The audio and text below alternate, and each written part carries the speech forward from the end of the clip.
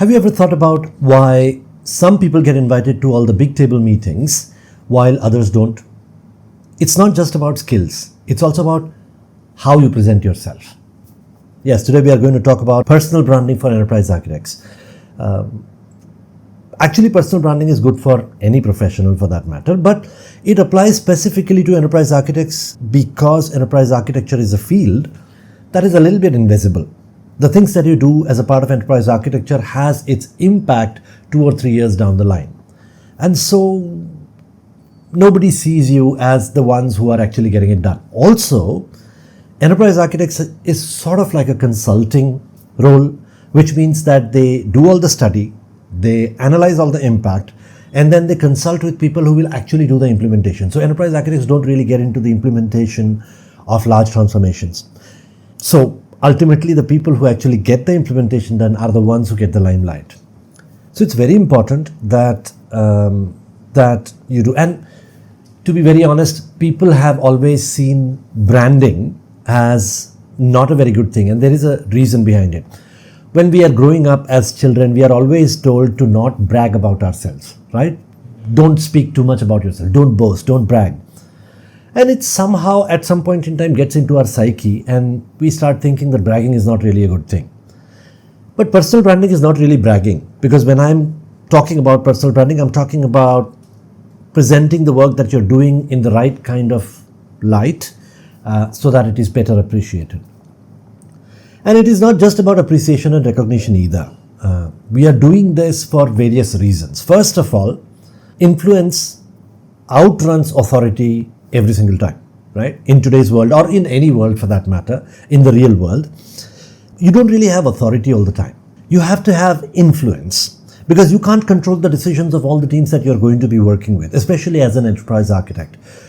So what happens is you have to influence them. And if you have the right kind of personal branding, if people see you as somebody who is reliable, who's dependable, who's knowledgeable, who's aware of what's happening, who understands the leadership strategy, who understands the ground realities of work, then you have better influence over people who are either decision makers on one hand or the implementers of the strategy on the other. So personal branding is very important. And it's not just about marketing yourself or marketing the work that you're doing. It's also about being able to influence the decisions of other people. At this point, I would like to remind you that if you're enjoying the videos that I am posting on Enterprise Architecture Radio, or if it's sparking any ideas into your head about personal branding, then talk to me. Post a comment on YouTube. And of course, I don't have to tell you to like, share and subscribe to Enterprise Architecture Radio. Anyway, now that we've established that personal branding is important, let's talk about how do we go about doing our personal branding. It's something that we definitely need to focus on. But the question is, how do we focus? What do we really do? So the first thing, obviously, is to think about what kind of a personal brand do you want? What's your narrative? What is your story?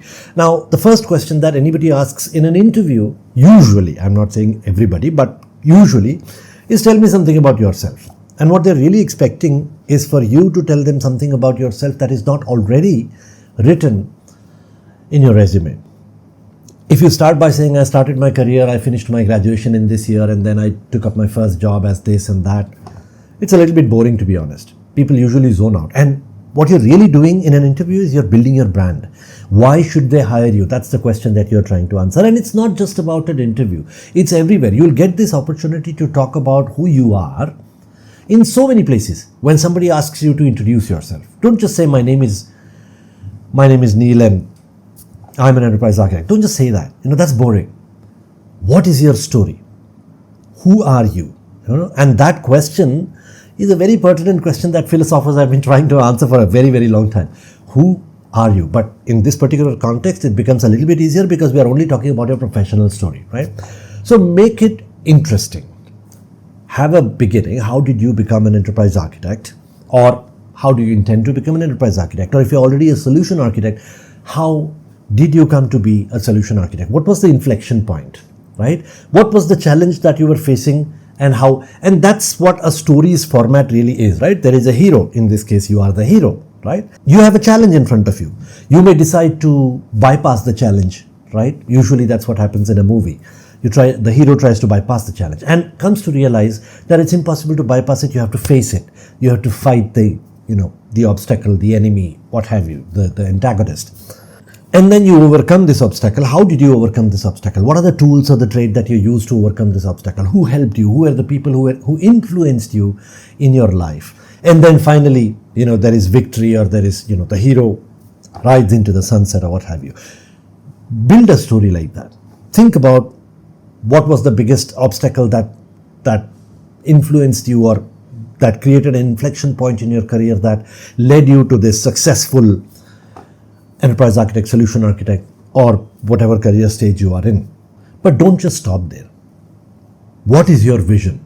What do you intend to do in the future? What is the impact that you are creating, and what is the impact that you would like to create? Think about all of these things, and you don't have to say it in front of somebody. You can just think about this, write it down as a story, and keep it ready. You don't have to cram it up exactly, but when you start thinking about this and when you start writing it down, it creates a clarity in your mind. Think about what the other person would find interesting in your story and build that story, and that story becomes your brand. While you are doing all this, also think about what your strengths are, what do you enjoy doing. Like, for example, when I talk about my personal brand, right?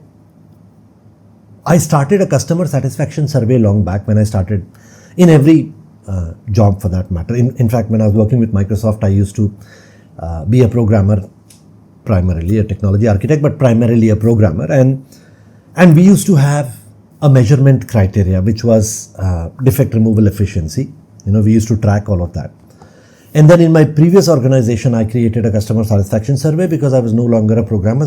I was an enterprise architect, and there was some way I needed to track how I am doing at my work. And I did the same thing here. So I try, and I have a set criteria. I've got 6 questions in my customer satisfaction survey, and those are the questions that I consider my metrics. Like, how was the communication of the team? How was the technical expertise of the team? How was where all the timelines met, and so on and so forth. I've got 6 questions, and I give these 6 questions to my team ahead of time before any project starts. And these are the things that you'll have to take care of. These are the questions that the stakeholder is going to answer, and this is what I want. And that becomes my personal brand. But that's not the only thing, right? The most important thing about my personal brand is, did the person, whoever it is that I'm going to be working with, enjoy working with me? And that's very important for me. I want my stakeholders to have fun working with me. Forget about being inconvenienced. Forget about being irritated. I want them to have fun. I want them to laugh. Every meeting, I try to make it a little bit humorous. I try to get a little bit personal. Because when we come to work, we spend 8 to 9 hours a day doing what it is that we are doing, right? Doesn't have to be a drag. And I've made that my personal brand, that, people, whoever they are with me. And I'm not a joker, okay? Unfortunately, I received feedback a couple of years ago that I'm not very approachable. Unfortunately, there are people who are not very comfortable coming and talking to me. And I tried to improve that, but over a period of time, I realized that, and I know it sounds very contradictory. On one side, I'm saying that I try to build my brand as a fun person. On the other side, there are people who think I'm not very approachable. But I've come to realize that I don't have to personally be a joker or personally be an approachable person for everybody. But when I do work with somebody, once somebody comes in contact with me, they get to know me, they realize that I'm actually not that horrific person that people think I am. So this is my brand, and your brand doesn't have to be exactly like mine, right? Your brand could be something very different. I have a friend of mine who's very approachable. When he walks from the parking lot into the office, he meets 35 people. He says hello to so many people. There are so many people who want to come and say hello to him, right? That is his personal brand. So every person has their personal brand. In all probability, you already have a personal brand. You just don't realize it if you've not thought about it so far. I'm sure that quite a few of our audiences keep thinking about their personal brand all the time. And in that case, I am preaching to the choir. But But even if you've not thought about your personal brand, you have a personal brand. You just don't realize it, So now I want you to start thinking about it. Think about who you are and how people perceive you. And do you like the way people perceive you?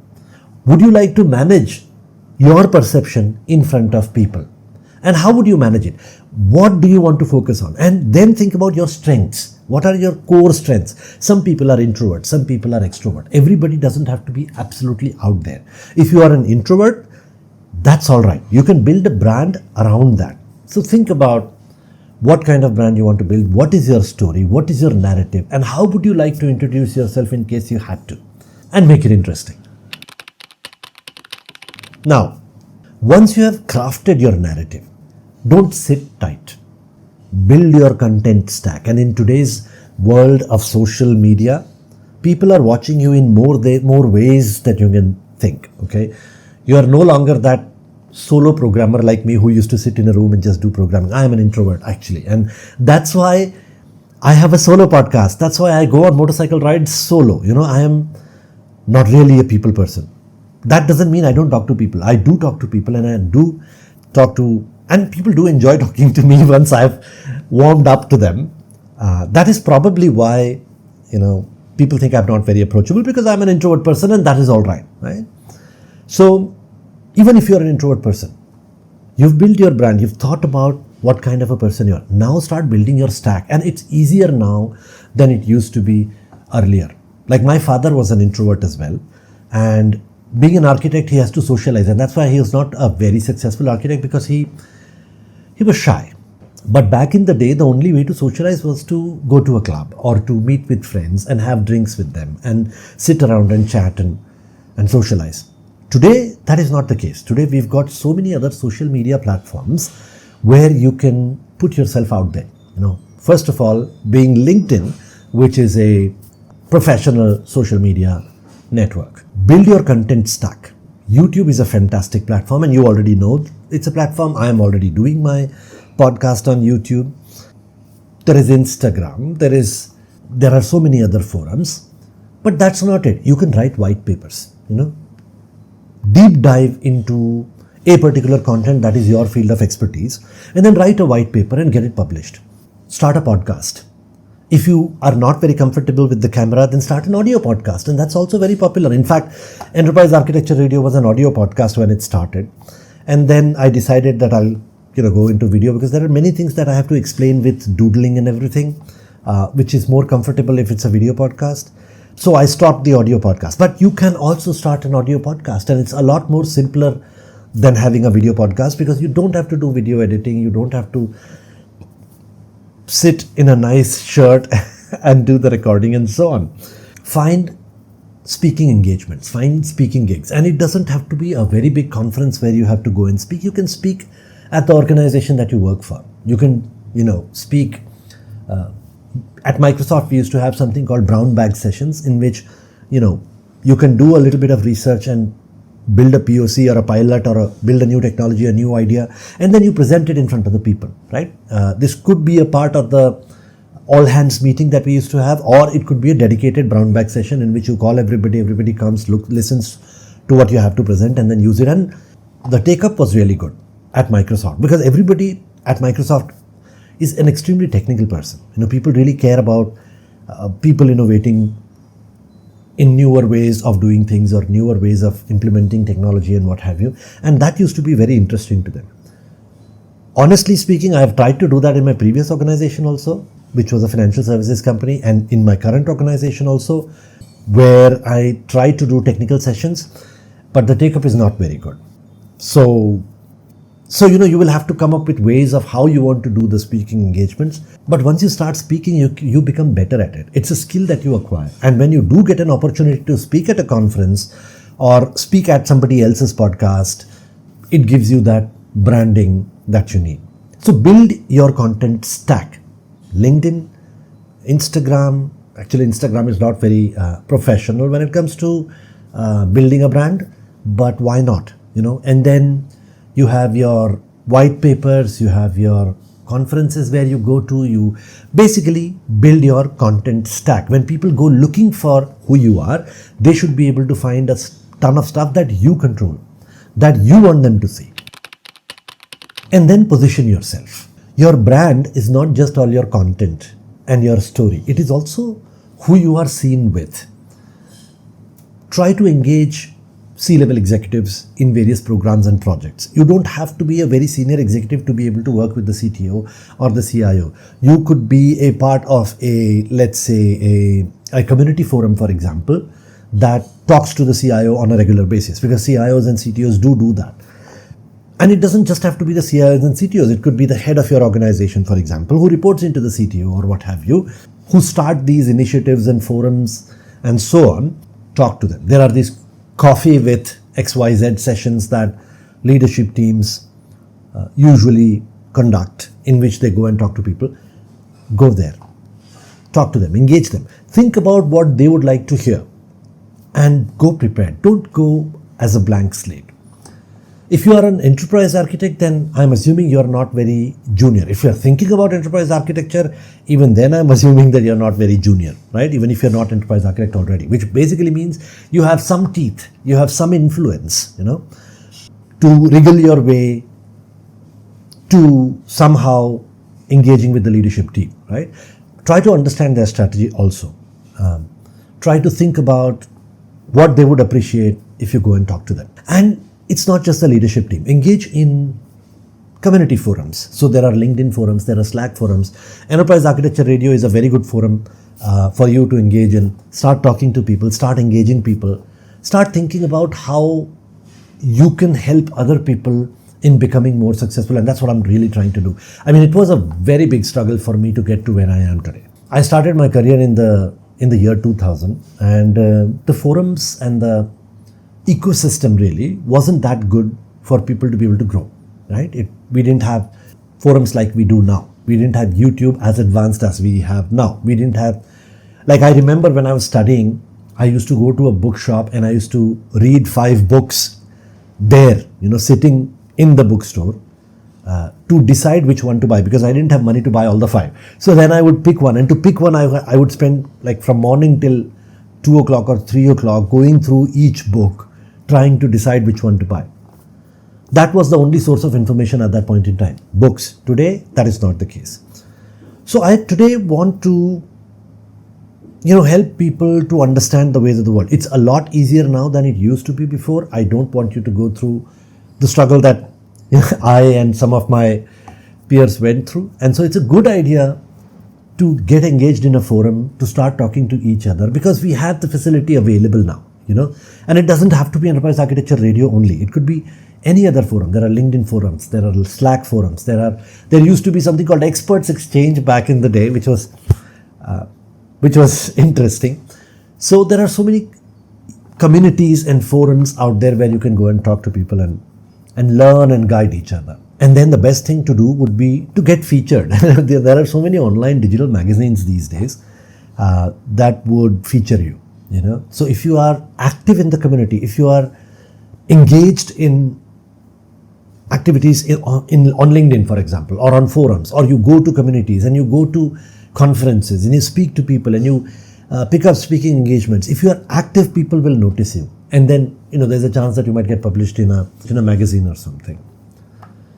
And the ultimate challenge is to write a book. Now that's not easy, because we have a 9 to 5, and then we've got a family, and then we've got so many other engagements that we have to be busy with. And finding the time to be able to write a book is, well, not easy. I've been trying to write a book for a very long time now, and I've not been very successful at it. And probably, next year I will plan something. But at this point in time, I'm engaged in this Enterprise Architecture Radio. I'm also into fitness, and I'm also into playing music. I'm also into motorcycling, and I have a family, and I've got a beautiful wife and 2 children. That takes away my time as well. So I have a very busy life. And finding time to write another book is difficult. But if you're not as engaged as I am, if you do have some time in the evening or early morning, then find the time and write 1 page every day and see if you can finish a book, because that really, really adds 5 stars to your personal branding. Think about it. You're an author. The word authority comes from the word author. So you are an authority on the subject, fantastic for your personal brand. And then comes the little stuff. Now I've covered the major big stuff already, but the little stuff is also very important. Little stuff like, have a good photograph for your display picture on LinkedIn. Very simple thing. Have a good photograph for your display picture on Teams. If you're using Microsoft Teams at work, have a nice picture, right? Doesn't have to be a professional picture, but a nice formal wear, decent picture. I know these days people don't wear formals a lot, but if you look at my display picture on LinkedIn, it's a proper formal display picture. When you do presentations, when you prepare slide decks, be cognizant about the font that you use, or the logos that you use, or the color that you use. These are simple things that people miss out on, and I've seen this happen a lot. People don't care about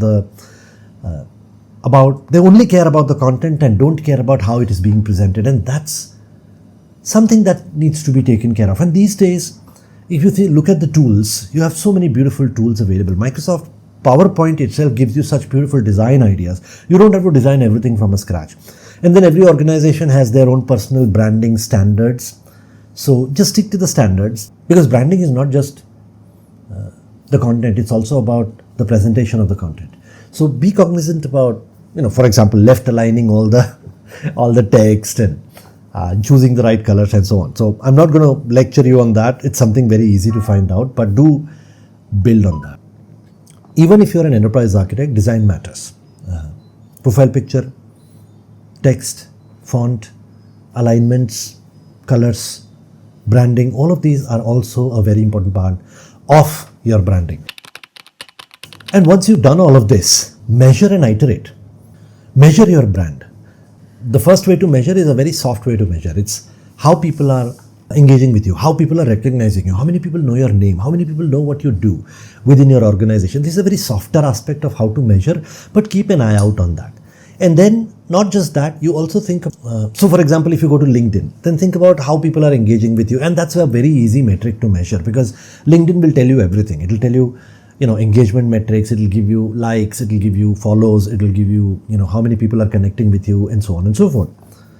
But also how many people are inviting you to speaking engagements, for example, or how many people are inviting you to conferences, or how many people are approaching you for a new job opportunity. These are things that you can measure.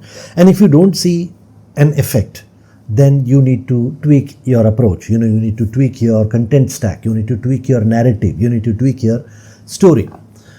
So if you do this iteratively, over a period of time, you will see that your branding improves, and so your influence improves, and so you are able to influence people in their decision making much better than you used to before.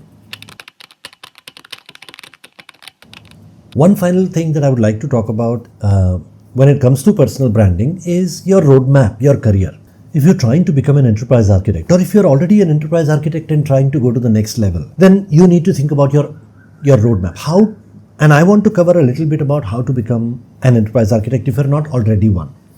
Since we are talking about personal branding, you can plan your career from a branding standpoint. You can think about what are the skills which are necessary for you to become an enterprise architect. And well, obviously, first of all, you will have to think about systems thinking. There are some really beautiful books about systems thinking. You'll think about business acumen, because whichever organization you're working for, right? If it is a core business like a pharma or a healthcare, then you need to start acquiring more knowledge about your core business.